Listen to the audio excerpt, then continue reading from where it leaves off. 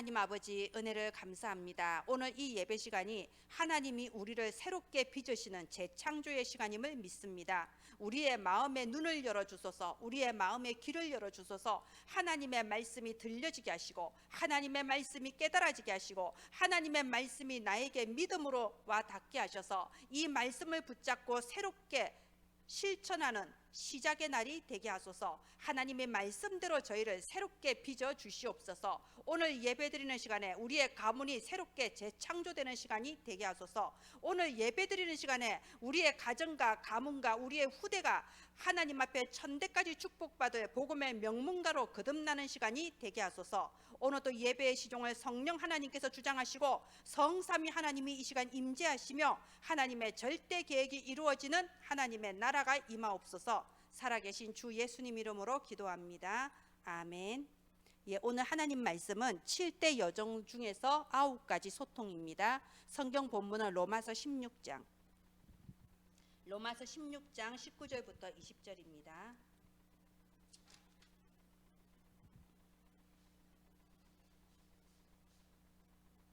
로마서 16장 19절부터 20절 함께 합독하겠습니다. 시작. 너희의 순종함이 모든 사람에게 들리는지라. 그러므로 내가 너희로 말미암아 기뻐하노니 너희가 선한데 지혜롭고 악한데 미련하기를 원하노라.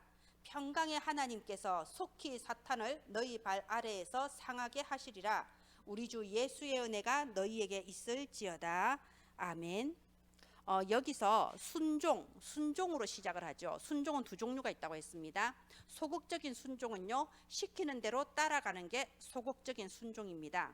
적극적인 순종은요, 내가 말씀을 붙잡고 변화를 향해 도전하는 겁니다. 순종은 믿음이란 말과 같은 말이에요. 안 믿어지면은 시키는 대로 못합니다. 믿어지니까 그 말씀을 믿고 내가 도전하는 거예요. 안 되던 것에 도전하는 겁니다. 그걸 보고 순종이라고 하는 겁니다. 여기에 보면 선한데 지혜롭고 악한데 미련하기를 원하더라. 거꾸로 되면 굉장히 골치 아픈 사람이 돼요. 선한 데는 엄청 미련해서 100번 말해도 못 알아듣고, 악한 거는 지혜로워서 장깨만 부리고 이러면 어쩌겠어요. 그죠? 근데 하나님은 이번 주에 말씀 나왔죠. 주일에 그리스도 예수 안에 있는 자에게는 항상 은혜와 평강이 있다고. 하나님은 평강의 하나님입니다. 우리를 평안한 중에 강하게 하시는 하나님입니다. 어떤 상황에서도 내가 평안을 누리고 그 속에서 영적인 힘, 강건함이 있게 하시는 분이 하나님입니다. 원래 나는 그런 인격이 아니다. 괜찮아요. 하나님 나를 그렇게 만들어 가십니다. 왜? 하나님은 평강의 하나님이고 하나님의 그 속성이 우리한테 전달이 돼요. 왜? 내가 하나님 자녀이기 때문에. 그래서 우리가 점점 하나님을 닮아가거든요. 난 죽어도 하나님 안 닮아갈 거예요. 소용없어요. 닮아가게 돼 있습니다. 어쩔 수 없어요. 하나님의 속성, 평강의 속성이 나의 것이 되어갑니다. 그래서 우리는 평강의 사람이 되어가고 하나님께서 모든 사탄을 완전히 멸하시고 은혜와 평강 누리게 하시겠다. 오늘 말씀입니다. 이번 주 말씀이 제목이 네가 어디에 있느냐, 그죠? 네가 어디에 있느냐, 이게 바른 신앙의 기준이라고 했습니다. 내가 지금 기도를 하냐 안 하냐, 기도해야죠. 중요합니다. 그런데 내가 기도를 하냐 안 하냐, 기도 안 해도 나는 그리스도 안에 있습니다.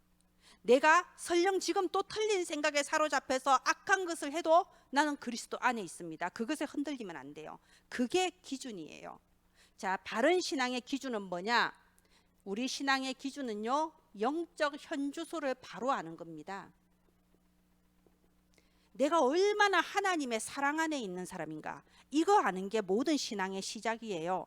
그래서 네가 어디에 있느냐? 나는 그리스도 안에 있는 자다. 말라기에 나오죠. 말라기에 하나님께서 말씀하시죠. 내가 너희를 사랑하였노라. 그러니까 이스라엘 백성이 악을 쓰고 외칩니다. 하나님이 우리를 언제 사랑했냐고. 말라기에 나와요. 하나님의 사랑을 몰라요. 내게 뭔가 응답이 없고 증거가 있어야 하나님 날 사랑한다고 생각하죠. 그 말씀하시는 거예요. 네가 어디 있는지 똑바로 알아라. 네가 아무리 안 되는 것 같고 네가 아무리 부족한 것 같아도 너는 그리스도 안에 있다. 영적 현주소 그리스도 안에 있다. 그리스도 안에 있기 때문에 우리 주 예수의 그 은혜와 하나님의 속성인 평강이 우리에게 임하는 겁니다. 먼저 은혜를 받았기 때문에 평강은 따라오는 거예요. 우리가 이미 은혜 받은 하나님 자녀예요. 곧 우리에게 평강의 하나님께서 우리에게 평강을 주십니다. 그리고 우리는 내가 믿든 안 믿든 인정하든 안 인정하든 하나님의 절대 축복의 계획 속에 이미 들어와 버렸습니다. 나는 세계복음화라는 그 도도한 큰 여정 속에 내가 이미 들어와 버렸어요. 그 속에 내 자리가 있어요. 지금까지 내가 알아온 거, 내가 겪어온 거, 내 마음에 담긴 원한, 내가 가진 기능, 나의 모든 만남, 나의 가정 배경 전부 다 세계복음화를 위해 나를 쓰시려고 나한테 주신 거예요. 그래서 내 자리가 어딨냐? 나는 전도운동, 선교운동, 후대운동, 그게 진짜 내 자리가 있는 거예요. 대통령이라도 세계복음화 안에 자기의 자리가 있고요, 구두 닦는 사람이라도 세계복음화 안에 자기의 자리가 있어요. 그거 못 찾으면요, 살아도 산 게 아니에요. 밥 먹고 살려고 사는 겁니까? 그게 아니에요. 우리가 사는 것은 하나님의 절대 축복의 계획 속에 우리의 삶의 이유가 있습니다. 그래서 이번 주 질문하라고 했죠. 작은 것부터, 하나님 내가 왜 이 직장 다니죠? 하나님 내가 왜 이 사람을 만났을까요? 하나님 왜 이런 일이 내게 일어났을까요? 하나님이 나를 죽이려고 하는 게 아니고 절대 축복의 계획이 있다고 했는데 이 속에 숨어있는 축복이 대체 뭔가요? 질문해봐야 돼요. 하나님 분명히 절대 축복의 계획을 두고 모든 사건에 인도해 나가십니다. 하나님 나를 왜 이 교회에 보내셨습니까? 나와 교회를 향한 절대 축복의 계획 찾아야 됩니다. 하나님 우리 가문을 향한 하나님의 절대 축복의 계획이 뭡니까? 분명히 있어요. 찾아야 됩니다. 못 찾으니까 찾을 수 있도록 계속 사건이 벌어지는 거예요. 자, 나는 하나님의 절대 축복의 계획 속에 있다. 질문하는 한 주간 되기를 바랍니다. 자, 본론 들어가겠습니다. 9가지 소통, 우리 잘 알죠? 9가지 소통, 위, 아래, 옆, 넓이, 높이, 깊이, 그리고 과거, 현재, 미래, 잘 알죠? 이거를 소통으로 했습니다. 소통, 즉 다시 말해서 이 9가지 소통을 만남이라는 기준에서 한번 보겠습니다. 사람은 두 종류가 있어요. 모든 만남이 상처가 되는 사람이 있어요. 또 모든 만남이 축복이 되는 사람이 있어요. 어떤 사람이 좋을까요? 그리고 나는 어떤 사람일까요? 어떤 목사님은 그런 목사님도 있습니다. 사람을 안 만나려고 하시는 목사님들이 있어요. 왜냐하면 특히 주일날은 성도들을 안 만나려고 하는 사람. 왜? 대부분 사람들이요 거의 불신앙이에요. 거의 낙심하고 거의 고민거리 가져와요. 실제 생활은 안 그럴 것 같은데 제가 어느 날 눈치챘습니다. 이게 의사하고 비슷하구나. 어느 날 이제 제가 전도사 된 지 얼마 안 됐을 때 권사님, 집사님, 장로님들이 그렇게 저를 참 잘 도와주시던 분들이셨는데 내가 전도사 임명을 받으니까 본인들의 어려운 부분을 자꾸 저한테 토로를 하시더라고요. 이게 안 되고 요게 안 되고 요게 어렵고. 그러니까 굉장히 이렇게 믿음 좋으신 줄 알았는데 제가 나름 속으로 이제 충격받는 거예요. 뭐 그런 걸 고민을 하지. 내가 봤을 때 고민 아닌 것 같은데. 자, 그렇지요. 그게 의사하고 비슷해요. 우리 의사들은 그러잖아요. 할머니들이 의사 만나면 오만대 아픈데 다 얘기하잖아요. 여도 아프고 여기도 아프고 어제도 잠도 못 자고 죽겠다고 그러는데 또 손주 만나면 아이고 우리 강아지 막 좋아하잖아요. 그거 똑같아. 목사님이나 전도사님은 나의 힘들고 안 되는 부분을 토로를 하는 거예요. 제가 그때 그걸 몰랐어. 그래서 제가 실제 저는 문제가 없는데, 저는 고민이 없는데 이런 집사님, 권사님, 장로님들의 고민 때문에 잠을 못 자겠더라고. 너무 안타까워서 그걸 어떻게 해결을 해야 될까? 답이 보이는데 어떻게 말을 하지? 굉장히 고민을 했어요. 그래서 그러는 거예요. 어떤 목사님들은 주일날 일부러 눈 이렇게 깔고 다닌대요. 눈 아무하고도 눈 안 마주치려고.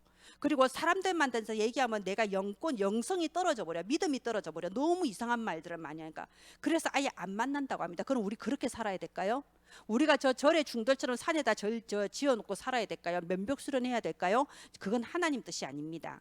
그래서 모든 만남이 상처가 돼서 사람을 만나지 못하는 사람이 될 거냐, 아니면 모든 만남이 축복으로 와닿는 사람이 될 거냐. 우리는 이런 사람이 돼야 되겠죠. 당연히. 그죠?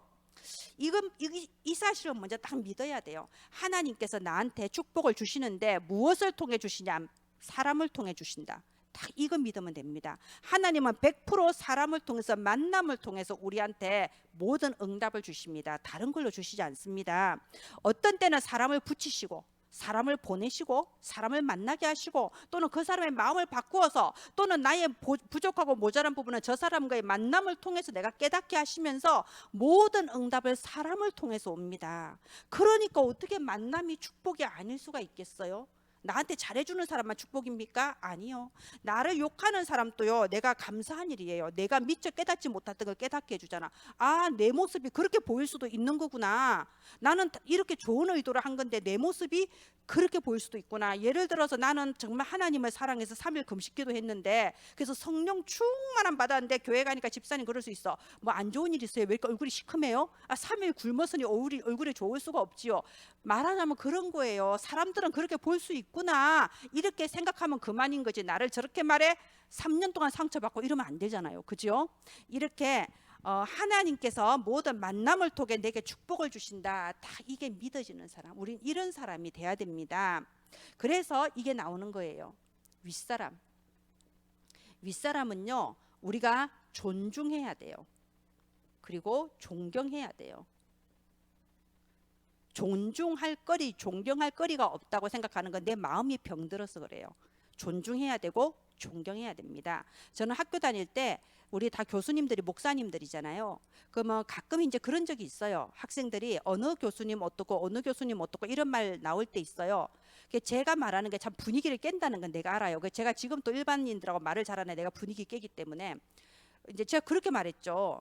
나는 우리 학교 교수님 한 분도 존경스럽지 않은 분이 없더라.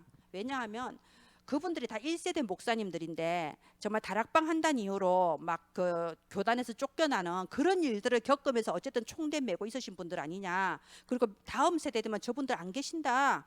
나는 내가 저분들한테 배울 수 있다는 게 너무 존경스럽고, 뭐 공부를 잘 가르치고 못 가르치고 수업 준비를 하고 안 하고 떠나서 일단 저분들과 함께 동시대에 살면서 수업을 받는다는 자체가 나는 존경스럽다. 이렇게 말했거든요. 예, 분위기 깨죠. 근데 제 말이 틀린 말 아니에요. 맞는 말이에요, 사실상. 그리고 학교 졸업한 뒤에 한 분, 두 분 돌아가셨다는 소식이 한 번씩 들려요. 너무 막 눈물 날 것 같아요. 진짜로 눈물 날라고 그래요. 아, 정말 그렇게 복음을 위해 외치셨는데 이제 하나님께로 갔구나. 이게 너무 잘된 일이지만 눈물 날라 그러더라고요. 진심입니다.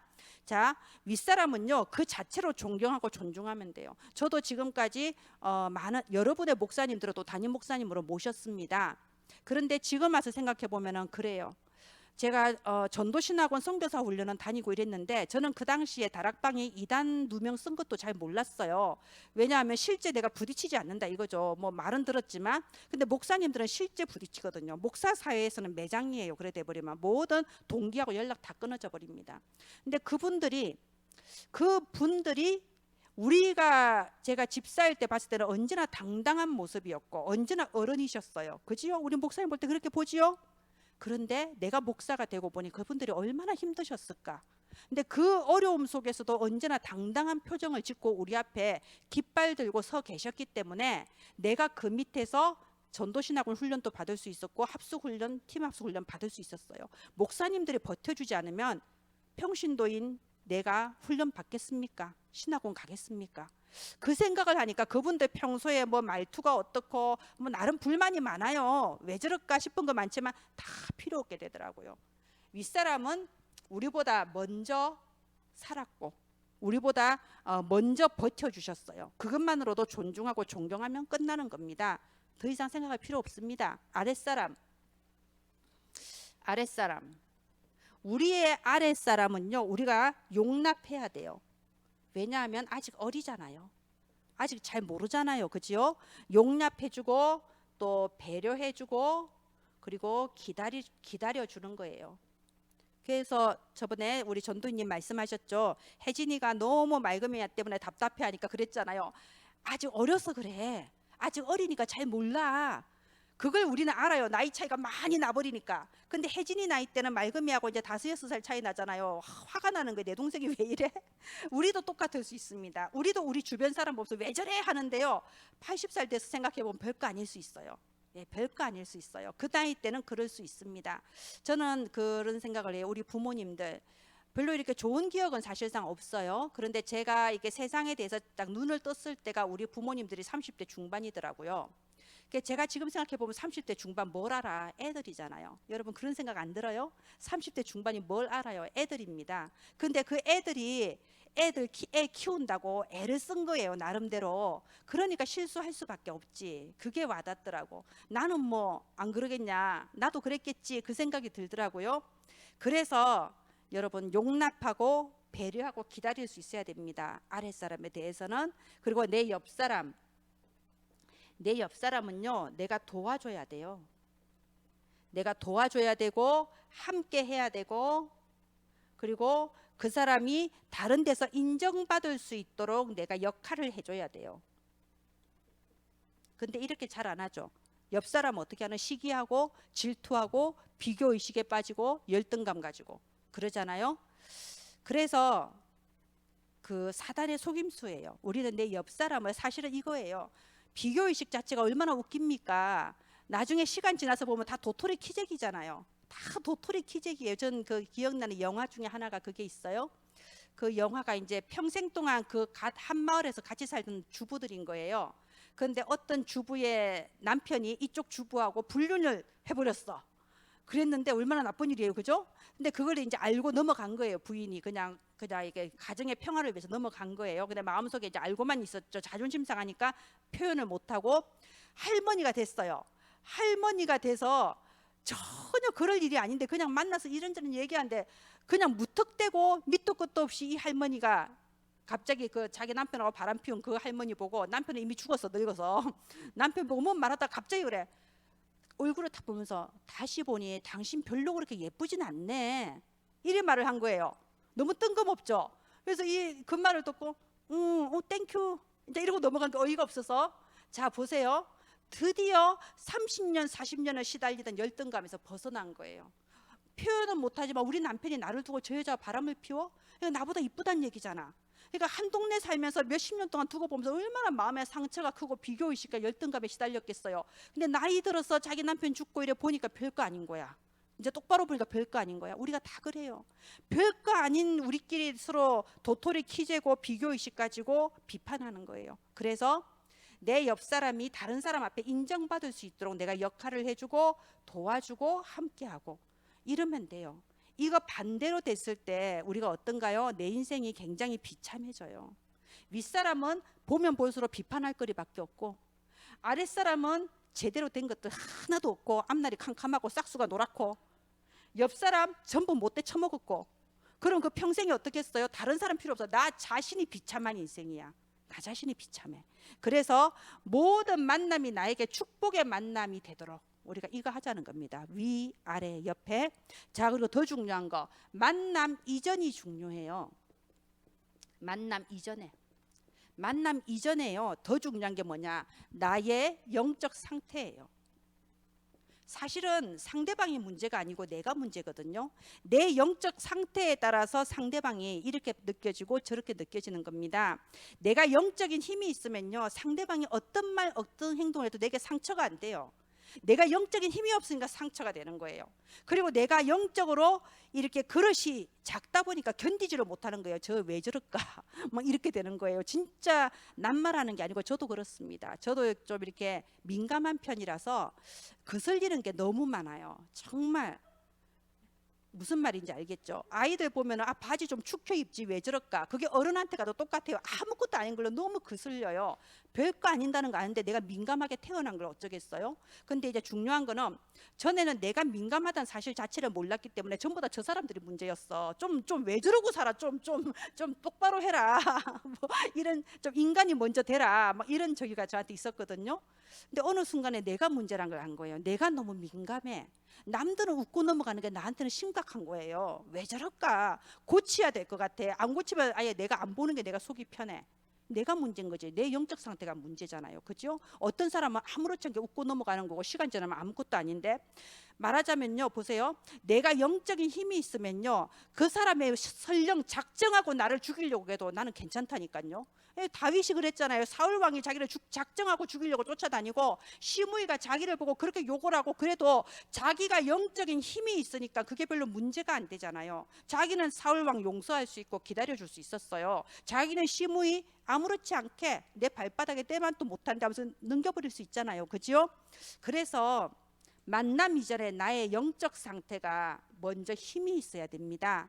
내가 먼저 하나님께서 주시는 그 은혜와 평강의 상태가 돼야 돼요. 그래서 내가 먼저 내 영적 상태가 힘이 있기 위해서 필요한 게 뭐라고요? 영적 시스템. 나만의 영적 시스템. 나만의 찬양하고 기도하고 말씀 묵상하는 나만의 시간, 거기에서 우리가 영적 상태가 힘이 있어지는 겁니다. 평강이 되는 겁니다. 자, 그렇게 했을 때 어떻게 되냐? 우리가 어떤 사람을 만나도 넓게 볼 수 있어요. 그리고 높게 볼 수 있고요. 그리고 깊게 볼 수 있습니다. 넓게 본다는 말은 뭐냐? 좀 더 내 입장에서만 생각하지 않고 다각적으로 생각할 수 있다는 거예요. 상대방 입장에서도 생각하고 여러 가지 면에서 다각적으로 볼 수 있는 눈이 있어야 됩니다. 다각적으로 또 종합적으로 볼 수 있어야 합니다. 제가 이렇게 대화할 때 제일 재미없는 사람이 있어요. 어떤 사람이냐? 지구가 나 중심으로 도는 사람이에요. 참 이상하게 남자들은 별로 그런 경우를 못 봤는데, 제가 남녀 차별하는 건 아닌데요, 이건 좀 사실인 것 같아요. 남자들한테서는 제가 별로 그런 사람 못 만났습니다. 근데 여자분들은요, 특히 나이가 들면 들수록요, 얘기하다 보면 모든 말이 자기한테로 옮겨갑니다. 모든 말의 중심이. 아니, 대화하면서 내가 지난주에, 이제 제가 이렇게 말하잖아요. 내가 지난주에 허리가 아파서, 이렇게 말을 하잖아요. 내 말을 딱 가로쳐서 내가 전에 허리가 아팠는데 내가 병원에 가서 어쩌고저쩌고, 자기가 허리 아파서 치료받은 얘기 다 하네. 나 아직 내 말 반밖에 안 했는데. 그런 식으로 모든 말을 하는데 다 그야말로 자기 중심으로 얘기해요. 특히 여자분들이 좀 그래요. 그러면 한 번, 두 번 그러면 그 다음부터 재미가 없어요. 그 사람하고 말하기 싫어. 뭐 좀 자기 얘기밖에 안 하는데, 나 물어보지도 않은 얘기를 모든 것에 대해서 자기 얘기를 해요. 그걸 보고 지구가 나 중심으로 돌아간다 그러거든요. 예, 그런 사람 되면 안 됩니다. 특히요, 젊었을 땐 괜찮아요. 나이 들어서 그러면요, 아무도 우리하고 얘기 안 하려고 그래요. 그래서 젊은 애들이 노인네하고 얘기 안 하려고 그러잖아. 뭔 얘기하면 맨날 돌아가잖아. 내 젊었을 때는 어쩌고 저쩌고 맨날 돌아가니까, 그죠? 그래서 좀 넓게 상대방 입장에서, 그리고 종합적으로 볼 수 있는 눈이 좀 열려야 됩니다. 그리고 높게 본다는 건 뭐냐? 그 사람의 가능성을 보는 거예요. 하나님께서 그 사람의 미래에 이루어 나가실 일을 앞당겨 보는 걸 보고 우리는 높게 본다고 합니다. 반대편이 있죠. 뭐죠? 계속해서 그 사람의 과거를 보는 거예요. 그리고 그 사람을 낮추어서 보는 거예요. 그 사람의 과거를 보니까, 그렇지요. 예. 뭐 좀 이제 좀 잘 나가는 사람 보면, 아, 저 사람 과거에 이랬는데, 그러면서 낮추어 보잖아요. 이제 그게 그런 경우예요. 그게 높게. 어제는 이래도 오늘 저 사람 변화될 수 있어. 우리도 얼마나 변했어. 우리도 지금까지 이만큼 변했잖아요. 그럼 저 사람도 변했겠지. 그러면 앞으로 그 사람이 또 변해 나갈 미래를 보면서 가능성 보는 거. 그리고 깊게 본다. 그 사람의 그럴 수밖에 없는 배경을 이해한다는 거죠. 유 목사님 그런 말씀 예전에 하셨죠. 어떤 사람이, 아, 우리 옆집에 사는 여자가 교회 다니는데 진짜 나쁜 인간이다, 정말 정신병자다, 막 그러니까 유 목사님 그렇게 대답했대잖아요. 참 그분은 말씀도 잘하셔요. 그 다행인 줄 알아라. 그 사람이 교회 다녀서 그 정도, 교회 안 다녔으면 칼 들고 당신 찔러 죽이자 그러면 어떻게 했냐 그랬잖아요. 맞습니다. 어떤 사람을 봐도 저 사람 그래도 교회 다니니까, 훈련 받아서 그래도 저 정도 하는구나, 말하자면 배경을 봐야 돼요. 무속 배경, 뭐 우상 배경, 어쩔 수 없어요. 나도 모르게 휩쓸려 가는 거거든요. 그래서 그 사람의 배경을 이해해야 된다. 예, 만남 이전이 중요합니다. 내 영적 상태가 중요합니다. 세 번째, 모든 만남에는요, 목적이 있습니다. 만남의 목적을 먼저 알아야 됩니다. 사람을 만나서 우리가 그 사람을 죽이는 자가 있고요, 그 사람을 살리는 사람이 있어요. 나는 어떤 사람 돼야 되겠습니까? 예, 살리는 사람이 돼야 됩니다. 그죠? 나를 만나서 살아나야죠. 그래서 이게 과거, 현재, 미래예요. 그 사람의 과거에 대해서 왜 그런 문제가 올 수밖에 없었냐. 그래서 그 모든 문제 해결하신 오직 그리스도로 답주는 사람. 그 사람의 현재에 대해서, 지금 너는 이제 하나님의 나라에 사는 사람이다. 네가 있는 곳에 하나님의 나라가 임하신다. 과거의 네가 아니다. 하나님의 나라로 답주는 사람. 네가 기도하는 것에 하늘 천군 천사가 파송되고 네가 기도하는 것에 흑암이 무너진다. 낙심하지 말고 포기하지 말고 말씀 잡고 기도하자. 하나님의 나라로 답주는 사람. 미래에 대해서는요, 세계복음화 속에 너의 자리가 있다. 세계복음화의 비전을 전달하는 사람. 예, 이렇게 해서 우리가 사람을 살리는 자리에 있어야 되겠습니다. 자, 이렇게 하기 위해서 우리가 몇 가지 성경 구절 보도록 하겠습니다. 마태복음 5장 14절 16절 한번 보시게요.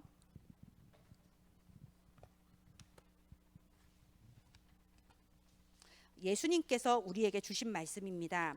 이 시간 주님께서 나에게 주시는 말씀으로 우리가 언약으로 붙잡게 되기를 바랍니다. 마태복음 5장 14절 16절에 보시면요. 네, 찾으셨어요? 제가 읽어드리겠습니다. 너희는 세상의 빛이라. 예수님은 우리를 보고 빛이라고 하셨습니다. 그리고 15절에 보면 등불을 켜서 말알이란 말은요, 좀 큰 광주리 같은 거 말하는 거예요. 등불을 켜서 광주리 아래 두지 않고 등경 위에 높은 곳에 두나니 모든 사람에게 비치느니라. 그래서 16절에 너희 빛이 사람 앞에 비치게 하여 그들로 너희 착한 행실을 보고 하늘에 계신 너희 아버지께 영광을 돌리게 하라. 예수님께서 우리를 보고 세상의 빛이라고 했습니다. 아까 제가 말씀드렸죠. 우리가 예수님 믿고요, 처음에는 내 모습 그대로예요. 영혼만 구원받지 그 모습 그대로예요. 그런데 우리의 성격과 우리의 모든 것이 주님을 닮아가게 돼 있어요. 그 어쩔 수 없는 영적인 사실입니다.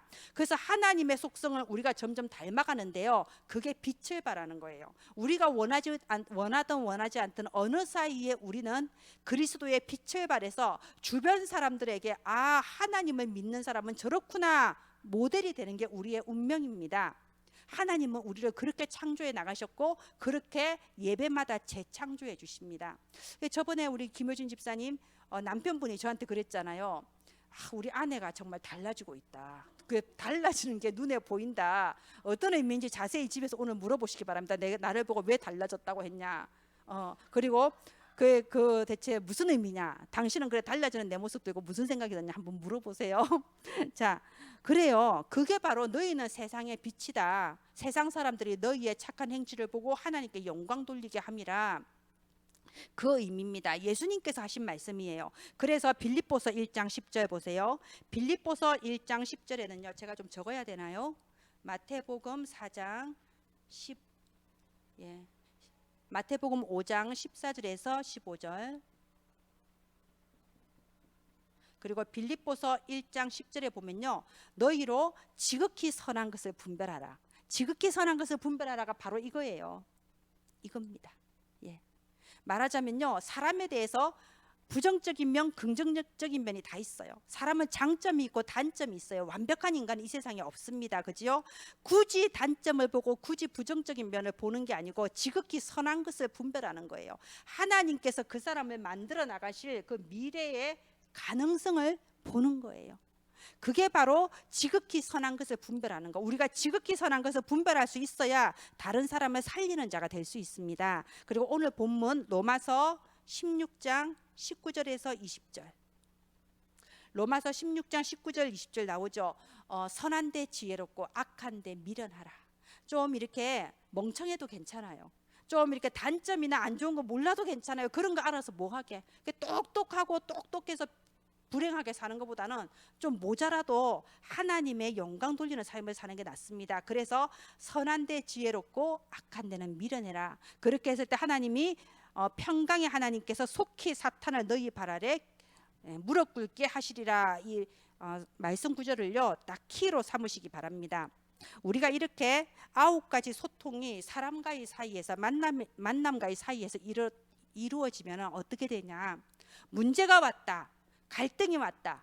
다른 사람들이 나를 비난한다. 그럴 때 진정한 감사가 찾아지게 돼 있어요. 내가 그런 부분을 몰랐는데 내가 그런 부분이 있었구나. 저렇게 나를 비난해 줬기 때문에 내가 오늘도 더 업그레이드가 될 수 있구나.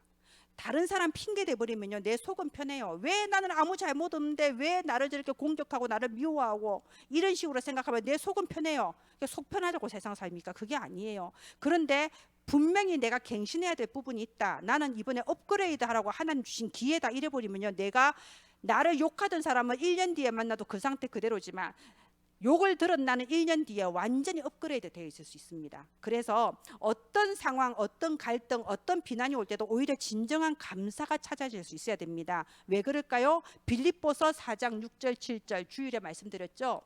빌립보서 4장 6절 7절 아무것도 염려하지 말고 오직 모든 일에 감사함으로 너희 구할 것을 하나님께 아뢰라라고 했습니다. 무엇 때문에 감사하면서 아뢰일 수 있을까요? 우리가 문제 가운데 하나님께 하나님의 축복의 계획이 뭡니까? 하고 질문하면요 나에게 하나님의 뜻을 알게 해주세요. 그죠? 그리고 하나님, 대체 하나님 축복의 계획이 뭡니까? 이 일을 통해서 하나님이 이루실 미래의 응답을 미리 보게 해주세요. 하나님, 도대체 왜 나에게 이런 비난을 받게 하시고 왜 나를 이런 고난의 자리에 몰아넣으십니까? 하나님이 나를 쓰시려고 하는 미래의 길이 보이게 돼 있습니다. 질문하지 않고 다른 사람 원망하고 비판하면 아무것도 남는 거 없어요. 질문하고 내가 갱신했을 때 하나님이 주신 미래의 길을 향하여 나아가는 겁니다. 그래서 모든 만남이 축복이 되는 사람, 만남 이전에 내 영적 상태가, 내 영적 시스템이 하나님이 주시는 은혜와 평강을 누리는 사람, 모든 만남을 통하여 다른 사람을 살리는 사람이 되기를 바랍니다. 기도하겠습니다. 하나님 아버지, 은혜를 감사합니다. 오늘 또 귀한 예배로 우리를 인도하여 주시고 주신 언약의 말씀대로 우리에게 이루심을 감사합니다. 오늘 우리가 정말 하나님과 소통하는 영적 상태로 준비되게 하여 주옵소서. 그리하여 우리의 모든 만남이 축복이 되게 하시고 살리는 만남이 되게 하시고 하나님의 절대 축복의 계획을 이루는데 도구로 심부름하는 만남이 되게 하소서. 성령의 충만함을 부어주소서. 예수님 이름으로 기도합니다. 아멘.